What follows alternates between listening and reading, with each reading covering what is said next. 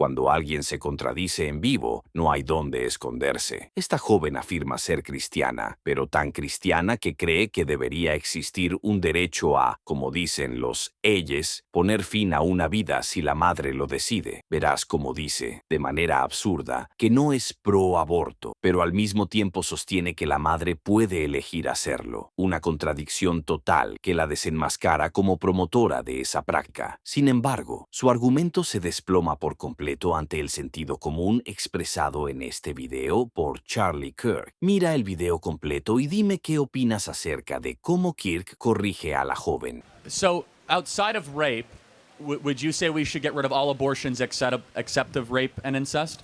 I think I'm not pro-abortion.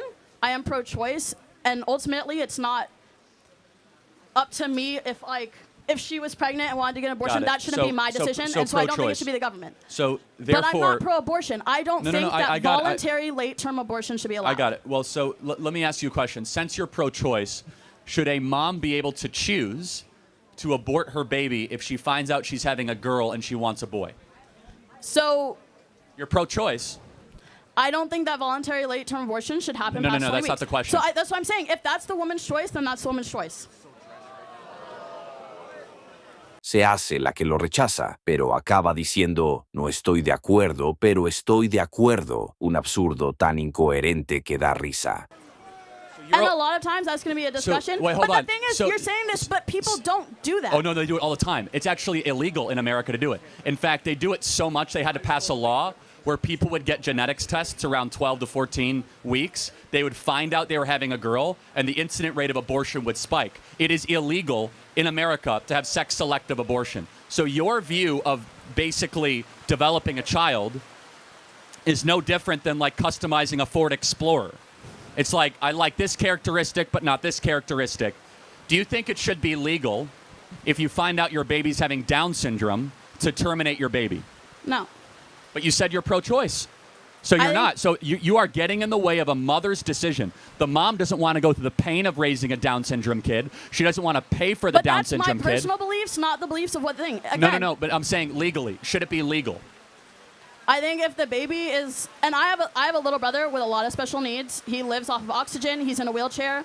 I have grown up around kids with special needs, and so I understand that it is so hard for parents, for siblings, for grandparents to go through that. If somebody doesn't think that they're in the financial stability, because children with special needs are a lot of money and they don't get as much support from the government as they should for them. They're a lot of work. They're a lot of time. So if somebody doesn't So knowing all that, you're actually uniquely positioned to answer the question. So if somebody doesn't think that they are in the financial position to be able to give this child the best possible life that they could have, if they are poor, if it was a thing of incest or rape and they don't have support from a partner.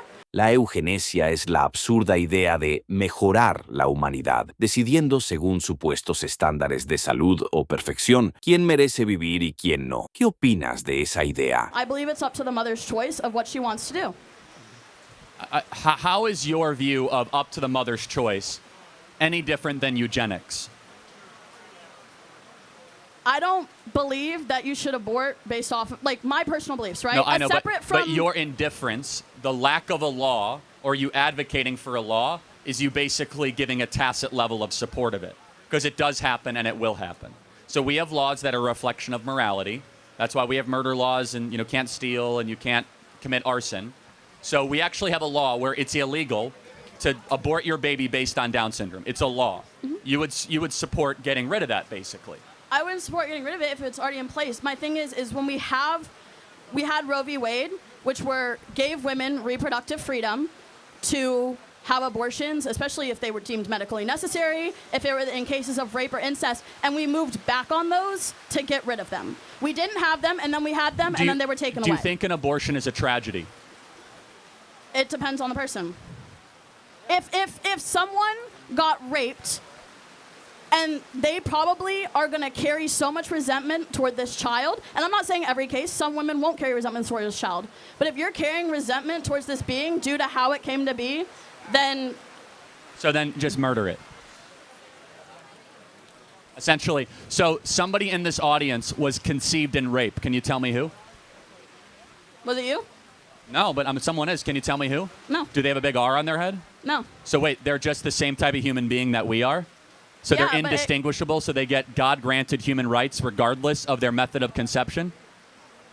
But that's like, yes, sure, the child is going to be the same or whatever, but we don't know how they're going to end up being raised because, again, the mother might not have the support. She might not have this. She might not be able to give them I'm life. curious, though, how is it morally justifiable from a Christian worldview to, I would say murder, but you would say terminate a life, even if you're not sure how their life is going to work out? By what moral biblical standard is that justifiable? I think people should have their own right to choose. And I have a right to choose to believe in God. Other people have a right to choose what they want to do with their bodies. Should I have a choice to be able to murder my cameraman?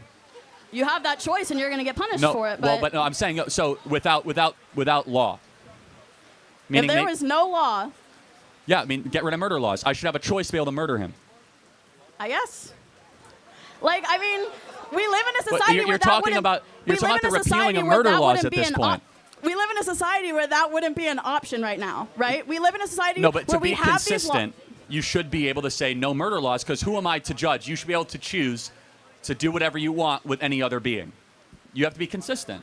Hoy vemos a muchos jóvenes repetir frases que suenan bonitas, pero que se derrumban al primer análisis. Un ejemplo claro es cuando alguien afirma no estar de acuerdo con terminar una vida, pero acto seguido defiende el derecho a hacerlo. Eso es una contradicción lógica. Decir no estoy de acuerdo, pero sí estoy de acuerdo, no tiene sentido. El fondo del debate es que se quiere disfrazar de elección personal, lo que en esencia significa poner fin a otra vida humana. Y aquí los datos son importantes. En Estados Unidos, desde la decisión de Roe contra Wade en 1973 hasta su revocación en 2022, se calcula que hubo más de 63 millones de procedimientos de este tipo. Esa cifra no es solo un número, representa vidas que no llegaron a desarrollarse. Muchos intentan suavizar esta realidad con eufemismos, pero en el fondo se acerca peligrosamente a lo que históricamente se llamó eugenesia, la idea de decidir quién merece nacer y quién no, basándose en supuestos estándares de salud, perfección o conveniencia. Antes se decía de manera directa, hoy se presenta con un lenguaje más pulido, pero el principio es el mismo. Si vamos a la ciencia, la biología es clara. La vida humana comienza en la concepción. Desde ese instante existe un código genético único, distinto al de la madre y al del padre. No se trata de un simple conjunto de células, sino de un ser humano en su primera etapa de desarrollo. Negar esto es negar lo que enseñan los manuales de embriología. Y si hablamos de coherencia, es difícil sostener que se puede ser creyente y al mismo tiempo apoyar estas prácticas. La fe cristiana, incluso en su forma más básica, defiende la dignidad de la vida desde su inicio hasta su final natural.